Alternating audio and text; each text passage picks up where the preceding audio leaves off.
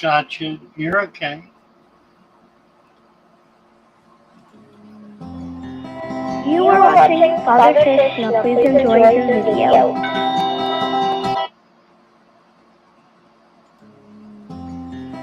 You are watching Father Fish. Now please enjoy your video. Hmm.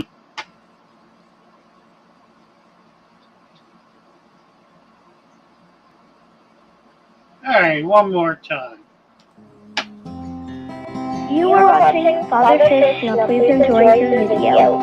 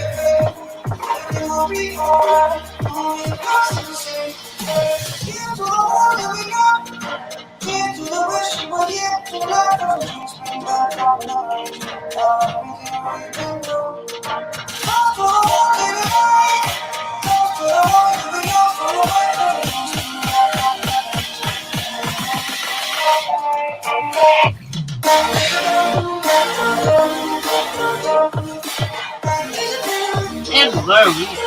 Hey, how are you? Good. Lula's here. Crystal's here. Grandma, Howard. James Kite. Hello, guys.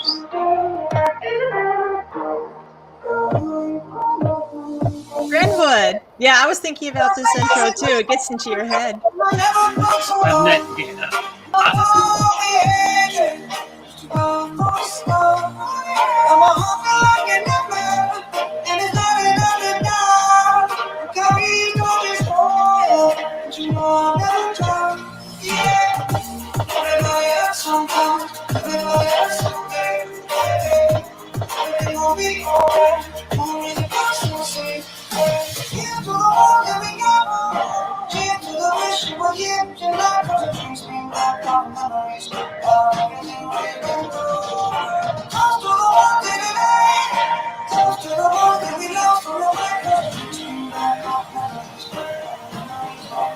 It's a 600-pound steel stingray.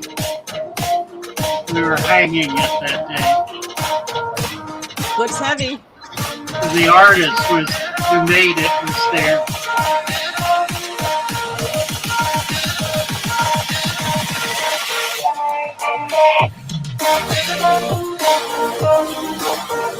That cockatoo. Was he yours? Well, yeah. I sold it. I had a half a dozen of them. Really neat birds.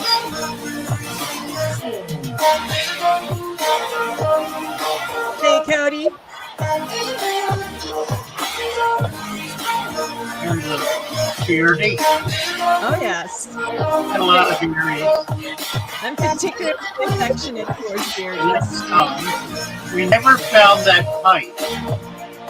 That's an old crash. There's Tom. I love ginger cats.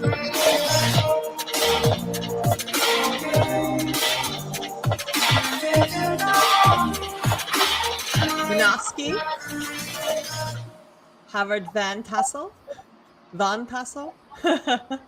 Howard Von Tassel, yes. Howard is the fellow I was telling you about, who has the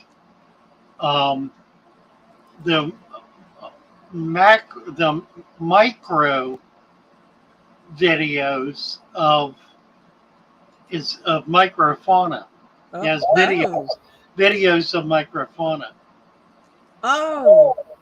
Just he has one of a bull of paramecium. Can I subscribe to his channel? Somebody put his link up there. Howard Van Tassel. Howard, post your link. Yeah. Hi, Samuel. Can you hear me okay, or is there a No, it's echo? perfect. Perfect, perfect. Okay. If there is an echo of any kind, somebody, put that in the chat. Let me know. Hello, Crystal. How are you? Nice to see you. And James Gike. Haven't seen James in a while. Mm-hmm. Let's see. Howard Van. I think Randy's here. Randy Koch. Hi, Randy. Did I stay in sunny Florida? No, Randy. I've moved to rainy Salisbury, Maryland, where it rains every day. It has been a while. I mean, you've been in Maryland for what, a month now? A month, yeah, Yeah. just a little more. A month and a few days. And it's rained pretty much every day. Let's see if I can get Howard's channel up. Is link up? Well, you went out collecting yesterday. I did, actually, for the first time. You found a spot then. I found several. I'm not getting his link. Oh, Cody. Yeah, we've had Here some it rain is. in Texas, at least where I've been, a little bit, but not much. We've got a lot to catch up on. ABC Aquatics. Hey, Kenny. There's a Howard Van Tassel Mm-hmm. here, who I'm not subscribed to, who has one video. Can't be the same person. Let me look. No, it's not. Not the same person? No, it's somebody. Unless Howard is a guitarist, which he might be. Oh. Somebody with guitars. Ah, First Class Fish. Hello. Sabrina. Kenny wants to know what you collected, Father Fish. You got to tell us. Well, I got, gee, I ought to try to find them. We got some pictures. Ooh. I got some killies, a local killie. That's a really pretty one. And some silver. As a kid, we called them silver sides. I guess what passes as a shiner. I'm not sure. I'll see if I can find those too. And I also I got some muck, and I discovered a really good fishing hole or two. You got some scuds too, didn't you? I got some scuds. I should have Daphne. I haven't really looked carefully at what I've got yet, but I've been feeding it because everybody is starved. Yeah. So let's see. I want to try to find Maryland brackish It was brackish water then. killing. I think so. Brackish 20 long Chesapeake Bay Aquarium. Mm-hmm. That's interesting. Well. Let's see. Hey, I brought our faces closer. While you're, I don't know if Scott and Wendy are here, but I'm hoping they will hop on, because on Friday's stream they had a really good question, and I wanted to ask about that. It was about the sand substrate. Now, here we go. Here we go. Let's see. Oh. This This is the one I caught. Terrible pictures. Well, no. Where is it? I got that. Okay. What is that? Well, that's what we used to call a silver side.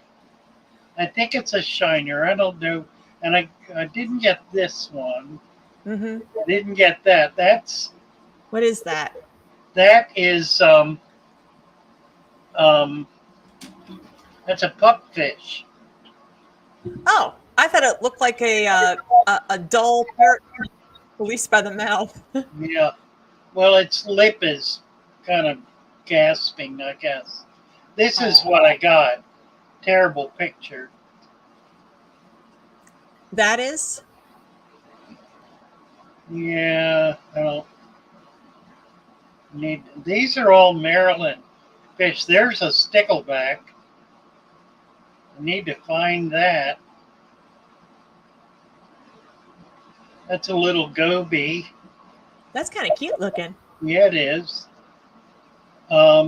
Randy wants a pea puffer biotope. I don't have a biotope, but I certainly have a bunch of pea puffers.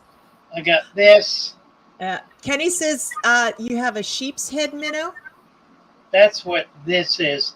Okay. I did not. I did not find those. I didn't get those. I know they're out there. I caught a lot of those in Florida. I got this one, and I got this one, or something very similar to it, and a lot of muck. A lot of muck. Well, the muck actually has been keeping my water green, so I'm not complaining about it too much. Right. Yeah, definitely the muck helps, I think, anyway. Well, it's got a lot of food in it, so that's a big deal. Mm-hmm. Okay.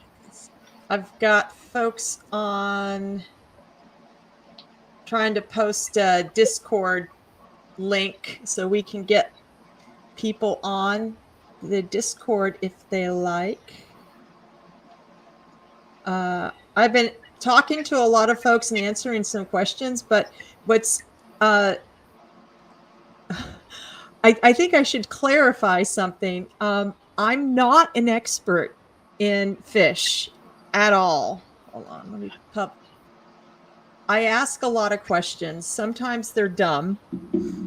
Well, everybody says there are no stupid questions, but and I do a lot of experiments, and I can share my limited experience of what I've done so far. But through trial and error, a lot of it. But I'm not an expert, and I want to say that a lot of the folks who come in on your channel, Father Fish, a lot of them have many more years experience than I do, which they're folks that I can learn from as well. Hey, Kaylor. Keller's here. Nice to see you, Keller. And Techno Hippie. Techno Hippie is here. Mm-hmm. I think Patrick wanted to ask me some questions on the Discord channel. And I told him to hop on here. Hello, Patrick Hamill. Mm-hmm. Randy Coke, I want a pea puffer biotope. Mm-hmm. That's a good idea. Yeah, that's kind of what EJ has. So a lot of pea puffers anyway. Well, I mean, they're the main focus, but they're definitely not a biotope. I'm pretty sure none of the plants come from, their neck of the woods. And I've got fish in it that don't, I've got other fish in there that they get along with. To some extent, they just ignore each other. But it's really more if they look pretty together, I'll put them together. And, I look at personalities and what a complete ecosystem would look like. But the reality is that I haven't done a pure biotope. I know that there's a whole culture out there for it. One of these days, I think I will. I think I'll do a blackwater biotope.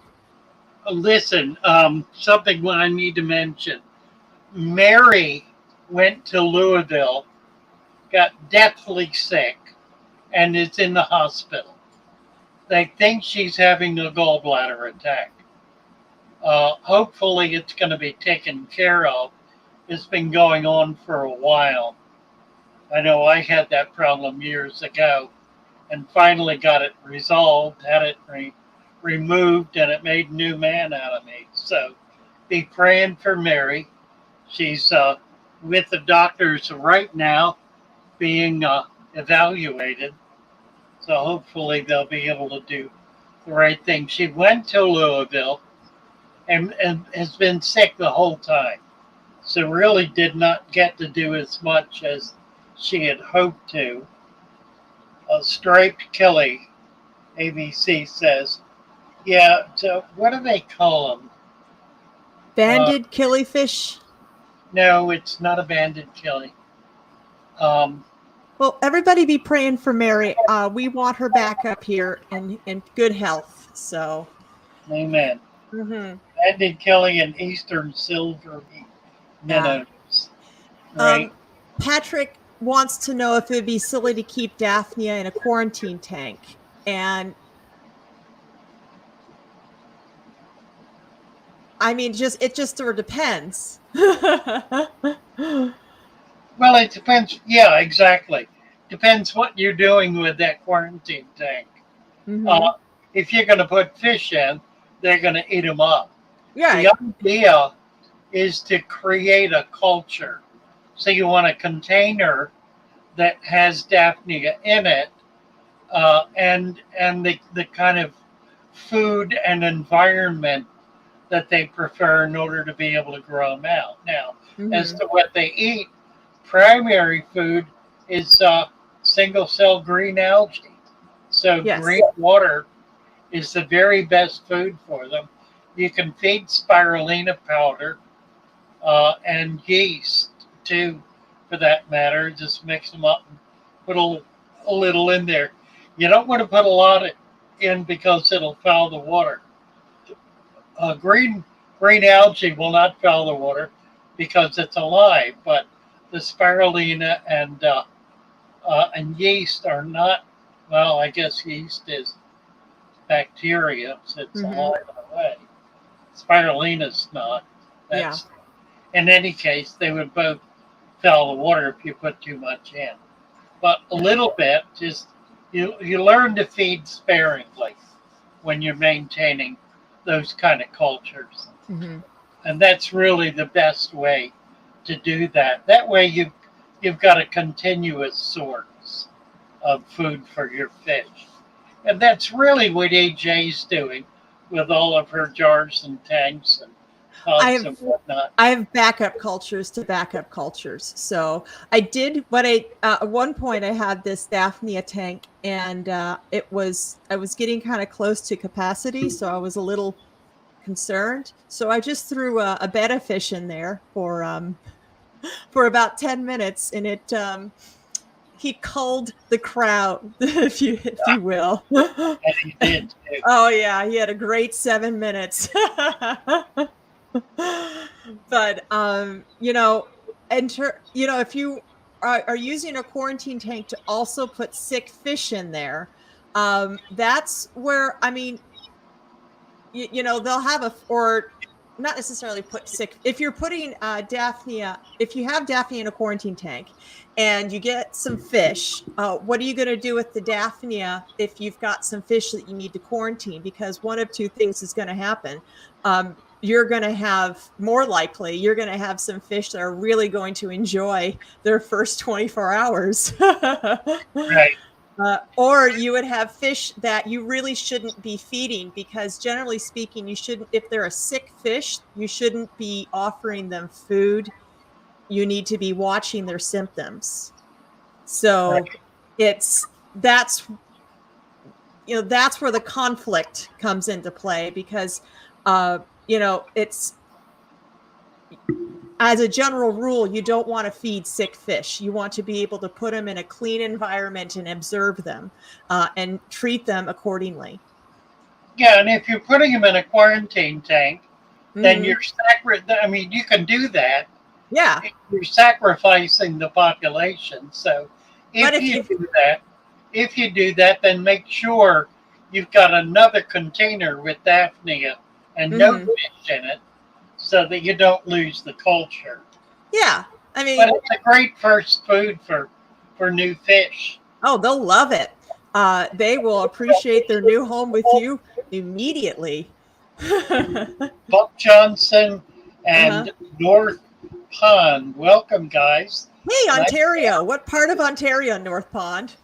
DJ, T-bones. Ontario. Yeah. First class And fish. we got you. We got you turning blue. Yeah. So yeah, Patrick, I guess in answer to your question, okay, you said quarantine would be for new fish coming in. Okay. So, I see where he's going here. I get it. Happy wife, happy life, and I can see the wife not appreciating life cultures. um, well, would your You can wife keep that outside. yeah, yes, actually, you can. You can keep Daphnia outside. And I have kept Daphnia outside. I don't know what part of the world you're in, Patrick, but if you want to keep Daphnia outside, it's very possible. But I like the idea of also keeping Daphnia in a quarantine tank. What I would do then is, I'm an apartment dweller Apartment too. dweller, yeah. Yeah, I got a balcony. That's my little. That's your outdoors. Yes, that's my fish room is a Unless balcony. you've taken over the public patio Yeah. or parts of it. Parts of it, most of it, all of it. But so what I would do if you're talking about having Daphne in a quarantine tank, and there wouldn't always be fish in there. If if you're planning, I mean, I've had Daphnia in a tank where there is a sponge filter, and they work, and that it works okay. Actually, you just need to make sure that it's very, very slow. Or We have no outdoor space. yeah, or I wouldn't put a sponge filter in there while the Daphne are in there. I would put like an airline tube, which you can connect to a sponge filter as needed. The only caution I would take is to make sure that that sponge filter has absolutely no hydra in it, absolutely none at all. So if you transfer I love Daphnia. the what? Oh my I God. love Daphnia. I've lost whole cultures to that. So what I would do is I would keep a backup culture. If you're going to have Daphnia, I always suggest that you have your main culture and at least one backup culture, and you can keep the backup culture in a jar. And the wife shouldn't object to a backup culture in a jar. You could keep it in something as small as a canning jar. Quart jar. That's right. Yeah, a quart jar, and just kind of sit, and you don't even have to have an airline tube in there because it's going to be a small. You don't have to feed it as much. They're not going to populate as much. But put some plants in it, like hornwort. Yeah, and they'll do. You can even put shrimp in. You could. And they will not attack the Daphnia. Yes, I've seen cultures where you can keep cherry shrimp and also Daphnia together. So I've seen scuds with the Daphnia too. You can keep all of that in a small jar, and they'll coexist just fine. And they can even look a little pretty, and that would be essentially your backup culture. And then you're talking about in your quarantine tank. Let's just say you get new fish in. What you could do is take out as much as the Daphnia you can in that quarantine tank and put them in a separate tank. Yes, Patrick, a shrimp tank. Yes. There you go. There we go. I want to know if he's got a shrimp tank already. So. Yeah, really, you could do them in with the shrimp. Absolutely, they would work great together. Petroman called me. Yes. About an hour and a half ago. On a conference call with the hospital where Mary was or is, Mm-hmm. Mike was there, and they were trying to get hold of me. So we had a 3 or a 4-way conference call going. You want to come up? Have you heard anything more, Petraman, about what's going on with Mary? Uh, Love to have you come up and talk about it if you like. Mm-hmm. There is a link at the top of the chat. Yeah, we can do that too. Thanks, Queen 71. Hello, hello. Hello. Nice to see you. Yeah. I feel Patrick's pain, and I also understand why. I've been able to keep live cultures in my condo, but that's mostly because my husband works, and so I pretty much dictate what the environment looks like. Although he does have some objections. He doesn't want any fish in the bedroom, so I respect that. Yeah, it's difficult to have space to keep fish, especially live cultures, when you're in a small space like that. Not everybody's able to do it. Buck Johnson says he's got over 100 cherry shrimp and they reproduce in a 20-gallon. I am telling you, you give them a right environment. Now, Daphnia and cherry shrimp both you don't want hydra in the tank with them. So you just got to be careful. That's really the only species that I'm aware of that's the hardest thing to get rid of. When you say be careful, it's a two-edged sword because it's impossible. If hydra are going to get in your tank, they're going to get in your tank. And you really don't have any way to control that because they can literally come in through the air as dust. No. Typically they'll come in on something. Yes. But in an embryonic state, they are drifted by the wind. They're not that common. So, and when you get them, you just have to. At that point, you have to take whatever is in that tank that they're feeding on out if you can, or sacrifice it and put some fish in like guppies that'll eat the hydrant.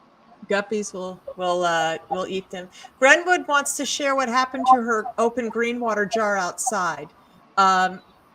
Would you like to come up actually and talk about it? We have StreamYard.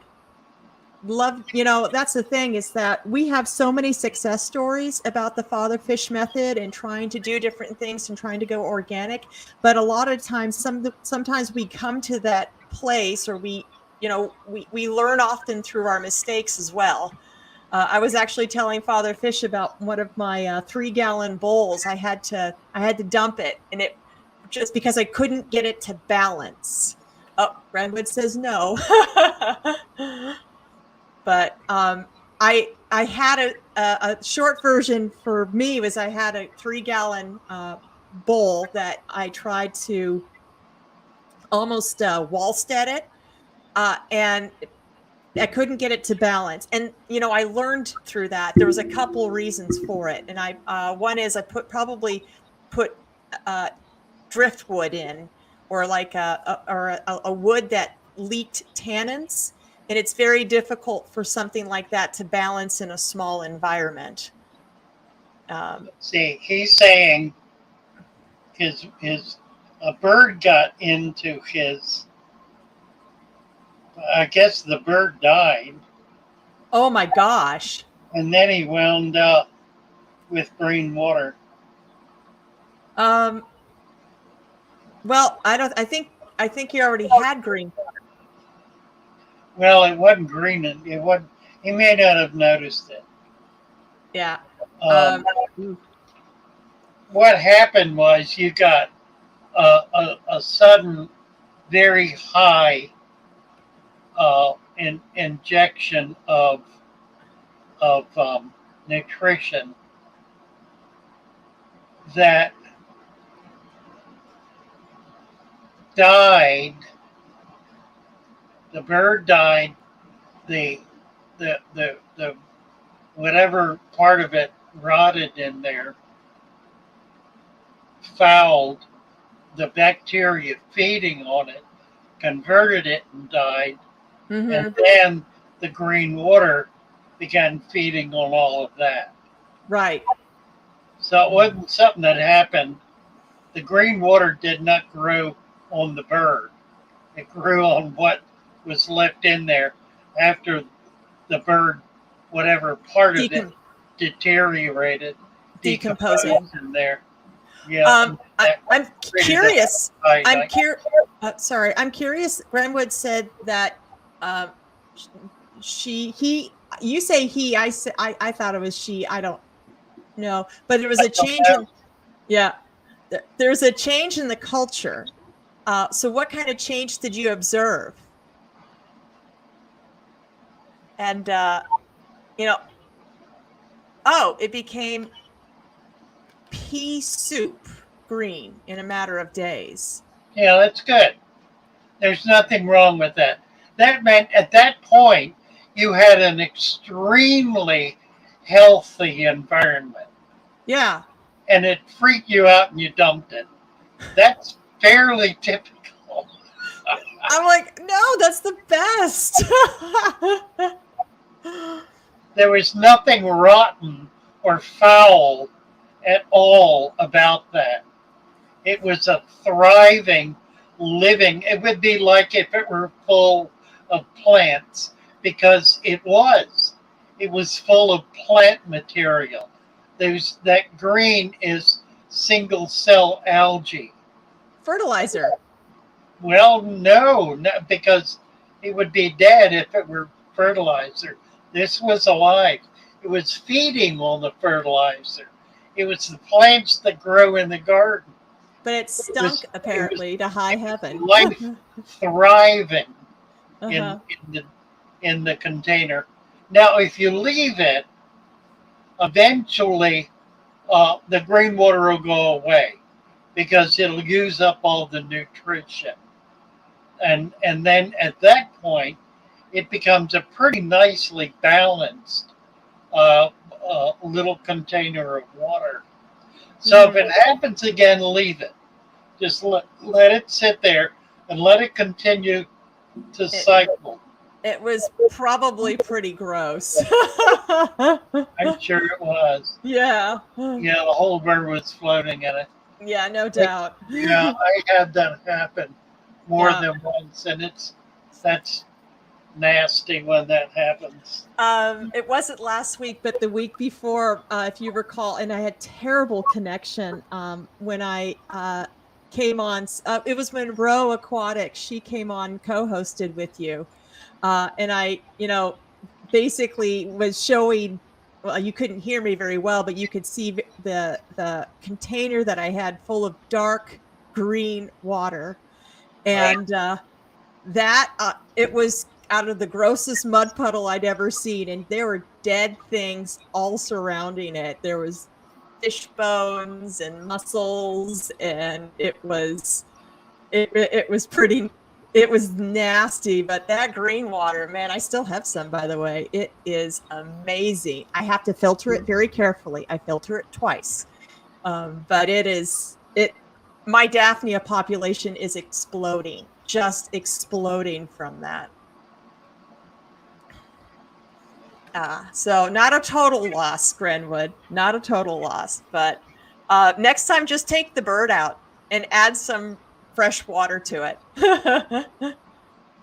Ask Queen had a Cheeto jar. It's... Why does it keep dropping off? Oh, because you and I are going at it at the same time. It had string algae and all kind of little beaks in it for 4 years, even with the winter freeze. Yeah, once you get it going, it'll. Somebody was mentioning earlier that it was too cold in New York to maintain an outdoor container. That's really not true.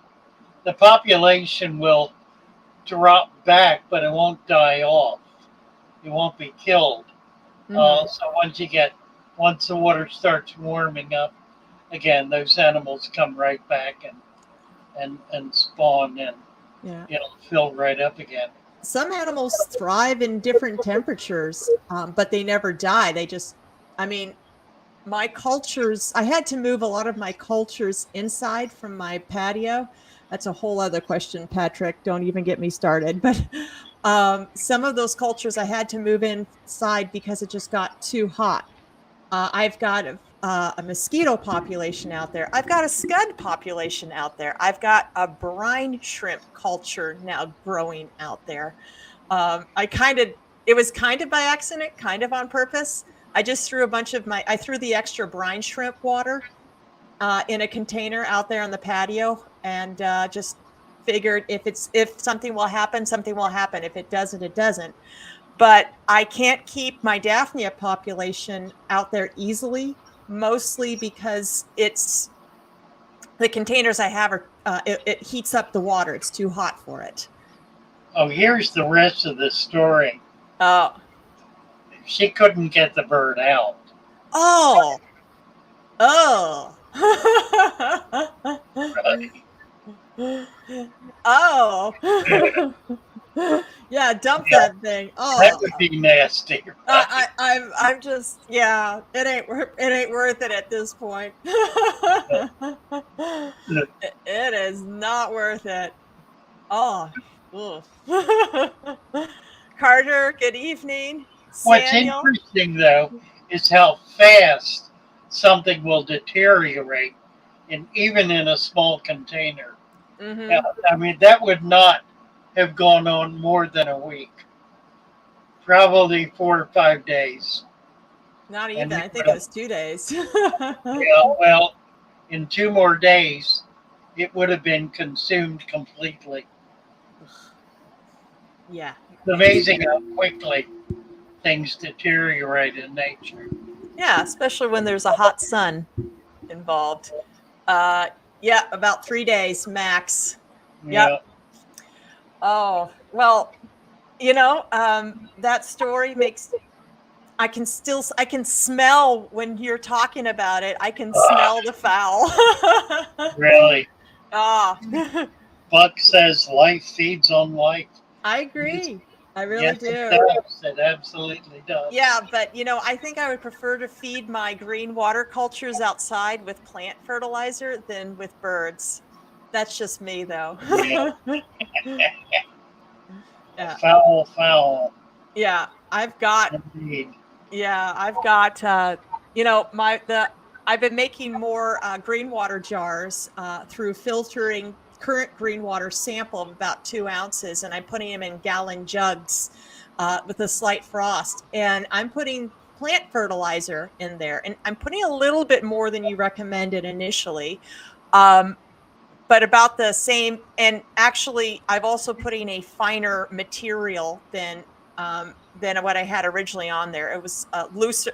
When I say the thread count was thinner, and I have a higher thread count on as a lid, I guess you could say, on these containers, and they're getting. I mean, I've had this for 2 days, and they're pea soup green and building, and I love it.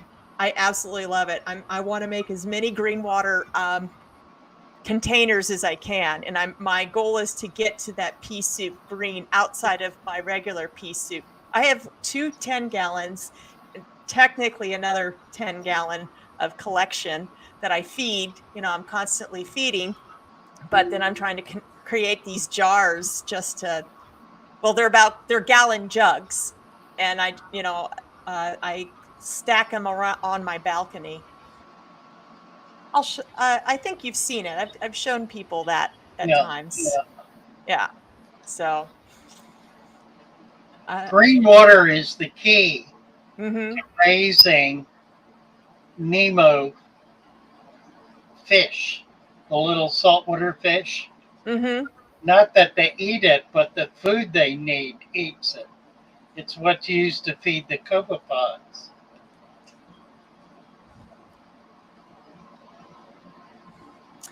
Grenwood wants to know if maybe try some table scraps.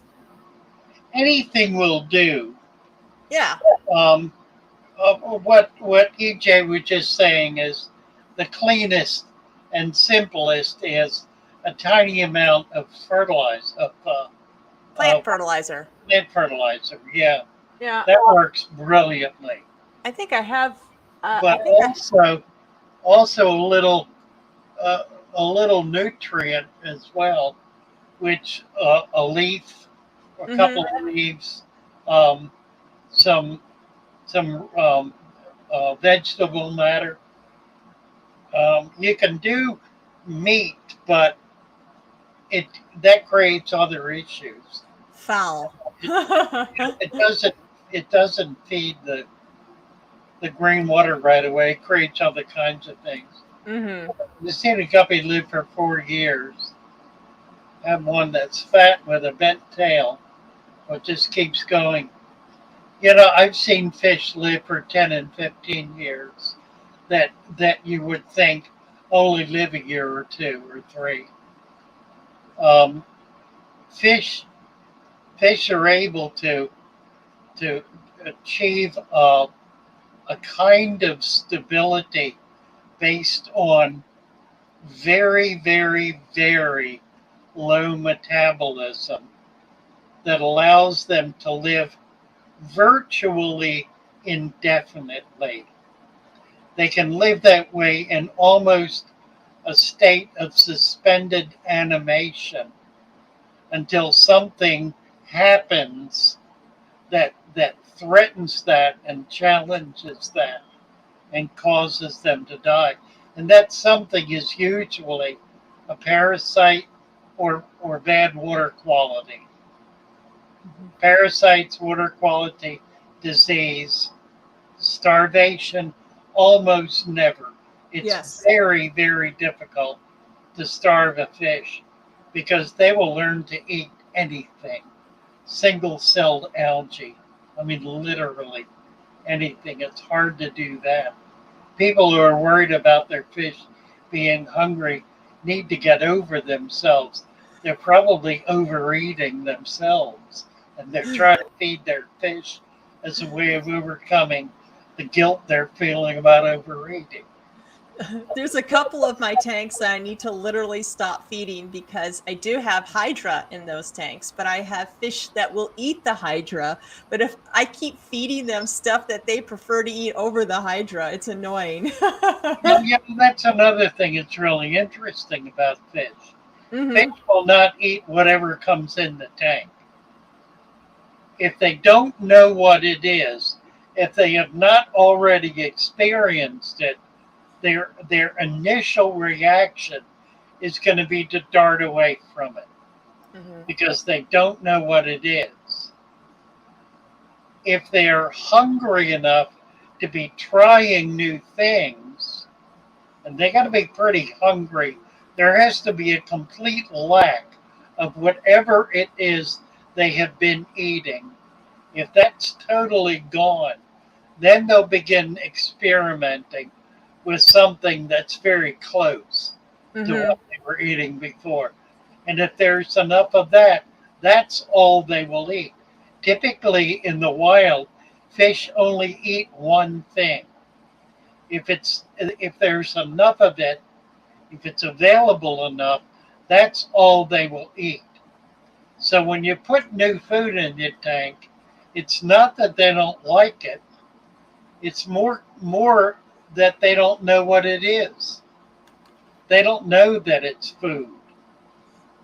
And it may take them a while to figure that out. A lot of the foods put flavor enhancers in there, which is really aromatic stuff.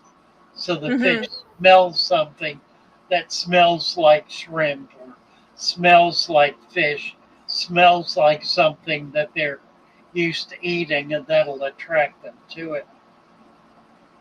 ABC, go back to that a minute. I'll go back to that. All right. Yeah. Yeah, the green. Cleaned sponge filters in tank water, put jars in sunlight, water is green. So that actually worked for me as well until it got too hot, and then it just killed it. But I was able to culture some green water through just squeezing a sponge filter and dirty sponge filters in tank water, and then it turned green, but then it turned yellow, not yellow, but then it kind of turned milky white after a while as well. So I don't know what that. And it also probably had something to do with the temperature too, because I'm in Texas and I think ABC is like on the north side or something. Yeah, there we go. Mm-hmm. 5 gallon with least killies and bluefin killies. That comment. That's a great combination. Yeah. I've got both of those here. And I finally, yesterday, got out and started collecting some muck that has microfauna in it.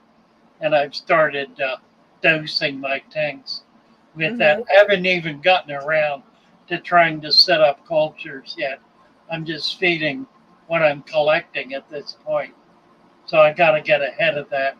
But I found a pond within a very short distance of me that has a very mucky bottom.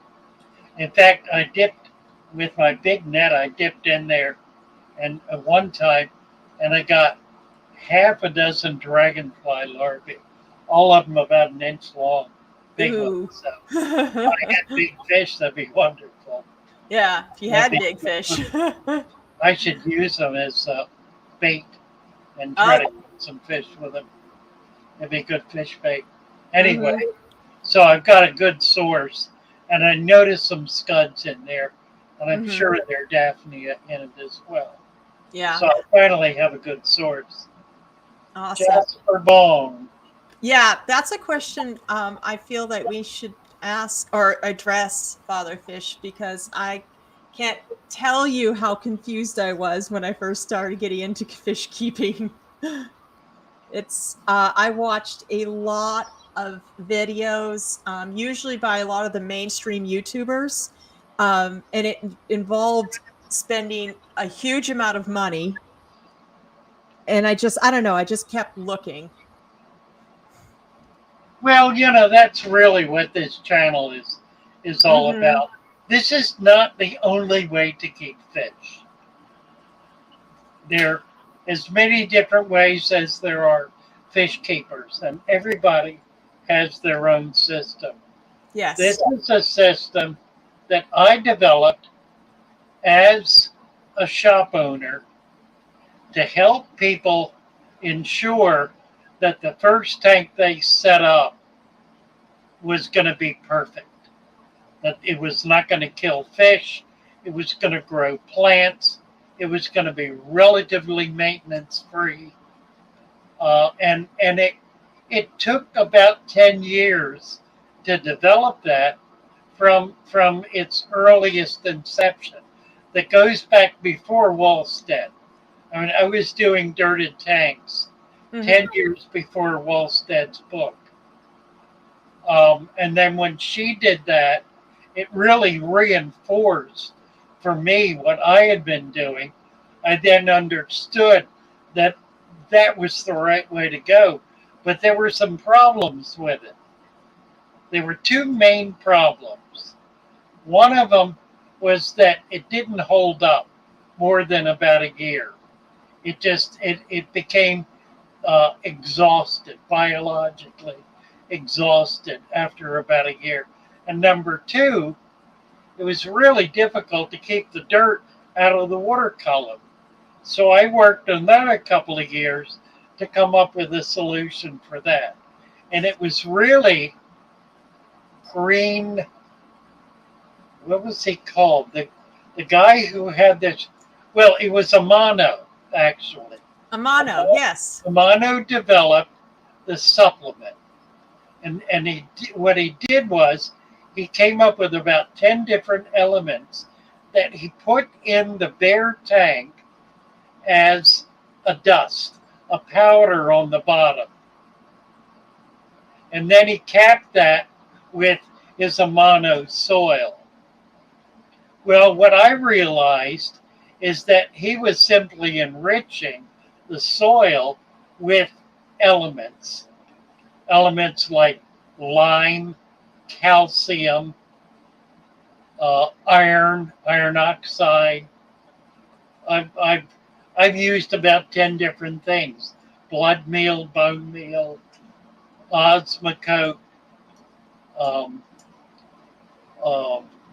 diatomaceous earth, number of different things. So I began mixing those in with the dirt in order to overcome that problem that Walstead demonstrated of the soil not lasting more than a year. Yeah. And that worked. That gave it longevity because it took years in some cases for some of those elements to break down. Like the iron oxide takes almost a year for that to break down. So it doesn't even become available to the plants for about a year. Okay. That increases the longevity of the dirt. And then the other issue was to figure out how to keep the dirt out of the water.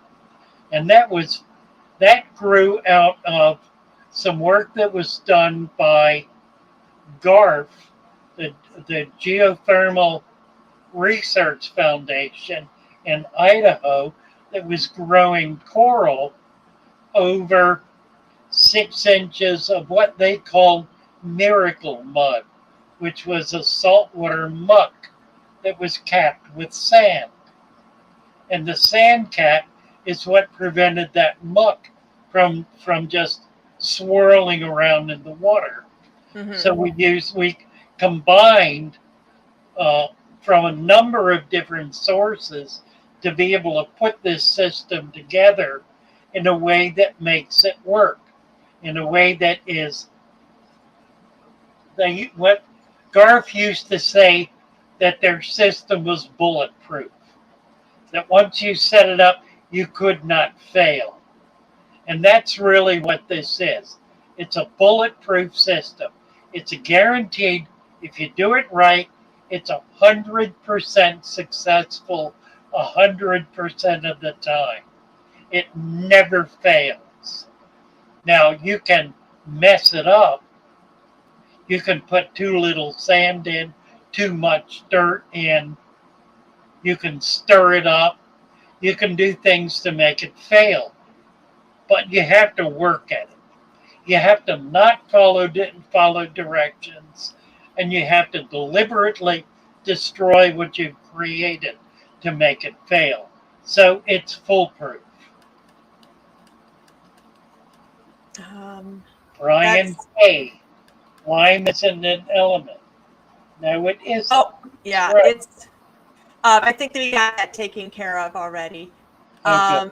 Vasquez says using that term generically, yeah. Right? Yeah, it can get confusing because we have the periodic table, right, which is the elements, and then we have minerals that are combinations of the elements, and then biologicals. Yes. So it's yes, carbons. I've got elements, I've got minerals, and I've got biologicals as in that supplement. Yeah. And that supplement is added to humus, a lot of humus. Soil is humus. Black cow is humus. Sphagnum moss is humus. It's a lot of humus, and humus then it's really the foundation of all life. It is what Earth is, and it is what feeds the entire ecosystem in a freshwater aquatic environment. Brian K. Hello. Are there any? ABC is coming on. Do you want to bring him on, and then we can? Yeah, you bet. We got about 5 minutes left. There he is. How are you? Hey, Kenny. look at Oh, this. look. Look at this. We've got the Oh, next generation of fish keeper. Look at this. Oh, how sweet.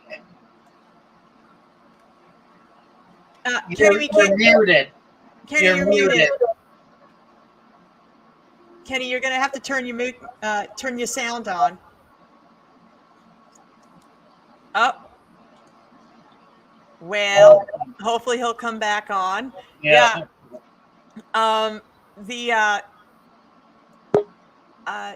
There he is. Jesper, if you're looking to figure out how to do a dirted tank, find Father Fish on Discord. I know we posted the link earlier. There's a lot of us on there, and we're all essentially just trying to figure it out together. But he also has the ingredients and some of the links to how to do a dirted tank, the basics. All right. Hey, Kenny, how are you? Not too bad.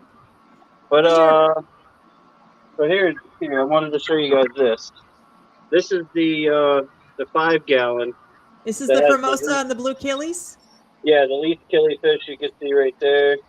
Mm-hmm. In the back, there's some babies in there, and then the bluefin killies as well. Nice. Yeah. Yeah. So you can see there's the sponge filter. There's a ton of duckweed and some floating plants and hornwort. Yeah. Nice. I forget what plant it is. Is that guppy grass? Did you catch the fish? No, the least killifish I got from a swap, and the bluefins came from Jonah's aquarium. Nice. But I mean, this tank, this is only a 5 gallon tank. You can see I've got probably 3 inches of substrate. And look how dark it is too. Yeah, that's a lot of humus. Yeah. That's all the detritus and stuff sinking down through the sand cap. But yeah, I haven't fed this tank in at least 2 months, maybe longer. And I mean, these guys are breeding in here. Yeah. Wow. So there's plenty of food in there, and they're feeding naturally. They're feeding the way they would in the wild. Yep. Yeah. I mean, I add some leaf litter every once in a while to feed the microfauna and stuff. Mm-hmm. And then, that's so cool. My 180. And then I was talking about the green water cultures. These are new ones, but oh, cool. But yeah, these are literally just like clean sponge filters in tank water, and then I put them in these jars, and I get direct sunlight through this window, probably 3 hours out of the day. Yeah. Yeah. But you know, there's so many copepods in there and stuff. It's ridiculous. Yeah. Nice.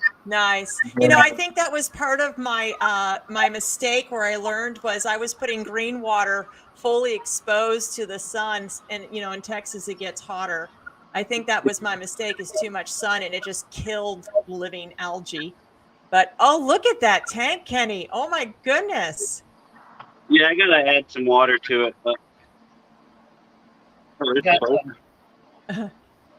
what kind of fish? Pumpkin seeds. Yeah, so this is a northern sunfish, and then these guys are pumpkin seeds. But the pumpkin seed here, this one in the front, big guy, he just spawned with one. There's a rock thing. He just spawned with females, and there's kids in this. So the big guy's a girl then? The big one's a girl. He spawned with a female. We're losing you, Kenny. Can you hear me? Yeah, I can hear you now. What were you saying about the pumpkin? So the pumpkin seed, the big one that was there was the male. Uh-huh. And he spawned with one of the little females. Oh, look at that fish room. Look at that fish room. What, where are the tadpoles? I hear they're turning into frogs. I've got a couple left. You can see it here. Look at that. Oh my God, that's so cute. They're so cute. Kenny just recently, he basically found a gold mine behind, what was it, PetSmart or Petco? That was Petco. Yeah, Petco had thrown out a bunch of old terrariums and aquariums in their dumpster. Wow. So it was, This tank right here was from the dumpster. Is that right? yeah, Nice. very pretty. This is Nice. how the frog was right now. Let me see if I can. You're sounding like you're underwater again. Oh, look at those froggies. Froglets? Yeah. Oh, What kind of frogs are they? Do you These know? are eastern gray tree frogs. Oh, okay. hmm. Nice. Yeah, I saw some eggs or tadpoles available recently, and I didn't get them because I was more interested in getting the green tree frogs rather than the Cuban. Yeah. Didn't get Cubans. Those Nice. are local, right? Yeah, these are native. Yep. Yeah, they're native, right? Yeah. We need to go, guys. Yeah. EJ's got to run an errand. Yep. I need to buy a radiator cap for the husband. He's stuck at work without a radiator cap, so can't turn the car on until I go to AutoZone or one of those places. What are they? Those are the tadpoles. No, Right? These no, are no. rainbow darter fry. So my Oh, nice. my rainbow darters bred in my screen tank. Oh, cool. gorgeous. Wonderful. Yeah, I want to start collecting darters. This is another darter tank. I've got a couple different species. Definitely coming together. Yeah, I've got it. gorgeous. Definitely. Looks wonderful. I'm going to post the link again real quick for Discord. And but folks with more questions about their dirted substrate, let's that's where we take a lot of our questions. I've learned a lot on there, and Kenny, Fatherfish, everybody here knows you try to learn stuff on the internet and it gets very, very confusing. Yeah.